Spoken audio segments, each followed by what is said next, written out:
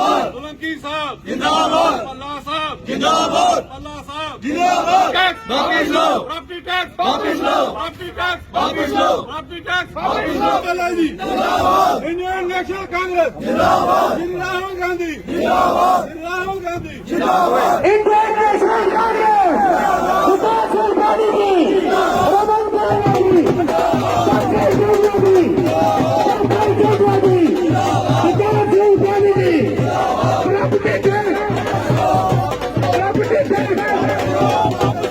Tax property tax Modi सरकार मोदी सरकार मोदी सरकार property tax property tax Bharat छोड़ो, भारत छोड़ो भारत छोड़ो, भारत छोड़ो property tax property tax property tax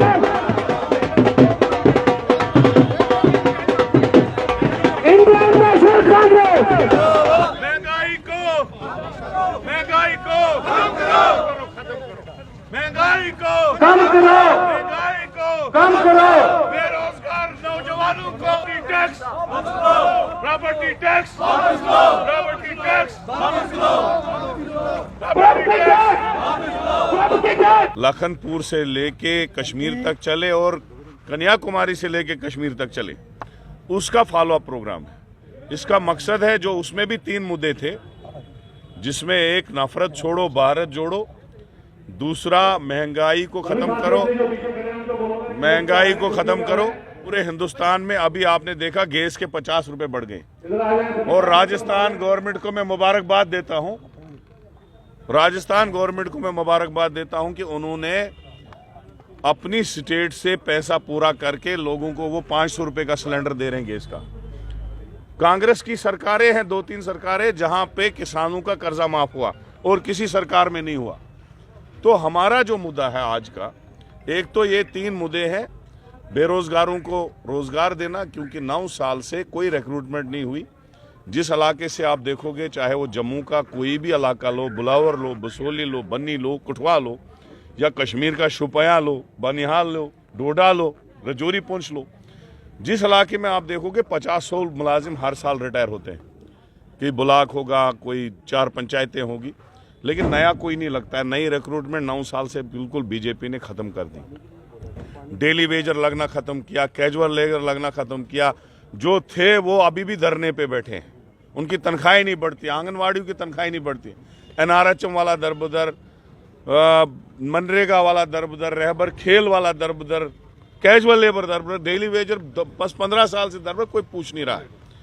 तो ये 3 मुद्दे हैं, बेरोजगारी, महंगाई और नफरत छोड़ो भारत जोड़ो। ये 3 मुद्दे जो भारत जोड़ो के थे, लेकिन हमने यहाँ पे और मुद्दे जोड़े। इसमें जो हमारी स्टेट तोड़ी गई उसको यूटी बनाया गया, उसको वापस स्टेट का दर्जा देने के लिए हमने आज मुहिम उठाई है। जो हम गरीबों के ऊपर प्रॉपर्टी टैक्स लगने जा रहा, एक बहुत बहुत दुख की बात है।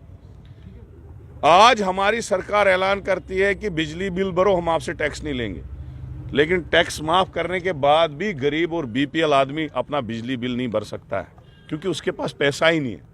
इस सरकार ने गरीब को बिल्कुल गरीब कर दिया। जो मिडिल क्लास था वो भी खत्म होकर गरीब हो गया, और आप उनसे अब टैक्स लोगे प्रॉपर्टी का।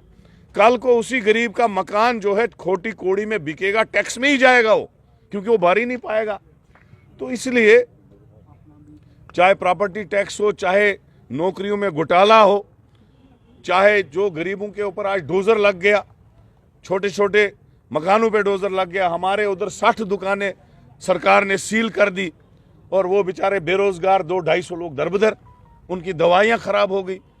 तो हम कहते हैं कि इस सरकार को अपना रुख बदलना चाहिए, प्रो पीपल बनना चाहे, लोगों की हमदर्द सरकार बननी चाहे। लोगों के साथ ज्यादती करने वाली, लोगों को जेल भरने वाली, लोगों के साथ जिद करने वाली, मुलाजमों के साथ नफरत करने वाली और गरीबों को खत्म करने वाली सरकार ये सरकार बन गई है। तो प्रदेश के LG का कहना है कि कुछ तो लोग हैं जो विरोध कर रहे हैं प्रॉपर्टी टैक्स का। जनाब, सब करेंगे, ये आस्था आस्था मामला है। पहले 3 रुपए बोलते थे पानी का टैक्स पड़ेगा, अब 300-3,000 पड़ता है साल का।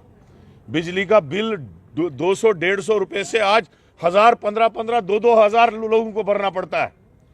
और ये लोग जो बोलते हैं 200 रुपये पड़ेगा साल का, 400 रुपये पड़ेगा, ये चलते चलते 20,000 रुपये पहुंचेगा। जब टोल पोस्ट लगे थे आपके इधर लखनपुर में, फिर FIR भी लगे, कितनी लड़ाई चली।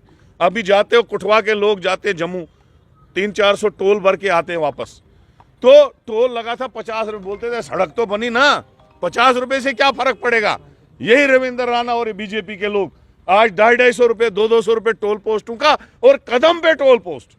यही प्रॉपर्टी टैक्स की हालत होनी है, ये लगने नहीं देना है। अगर ये एक बार लग गया ये उठेगा नहीं, ये चौथा बोझ बन जाएगा। एक गरीब आदमी बच्चे की फीस भरेगा क्या, बेटी की शादी करेगा क्या, मकान का कैसे बनाएगा, खाएगा कैसे, मुझे बताओ। 500 रुपये दिहाड़ी कमाने वाला वो टैक्स भरेगा, वो बेटी की शादी करेगा, वो मकान बनाएगा, वो दाल चावल अपना लाएगा, जबकि 200 रुपये वो दवाइयाँ लेगा, वो इलाज कराएगा, जबकि 200 रुपये की तेल की किलो की बोतल जो कांग्रेस के टाइम में 50 रुपये की थी, जो चावल कांग्रेस के टाइम में 15 रुपये का था वो आज 60 रुपये का है, जो आटा कांग्रेस के टाइम में 8 रुपये का था वो आज 35 रुपये में मिल रहा है। हर चीज महंगी कर दी। परसों भी इतना विरोध होने के बाद भी 50 रुपये और गैस में चढ़ा है। आम आदमी नहीं मरेगा, क्या करेगा। तो मैं ये कह रहा हूं, ये सरकार जो है इन्होंने 9 साल में कुछ नहीं किया, खाली उल्टा किया, लोगों के मुखालिफ चीजें की, लोगों के मुखालिफ स्कीमें निकाली। जो लोगों को अजाब पिछले 70 साल में नहीं हुआ था, वो अजाब इन्होंने अपने इस 9 साल में दिया।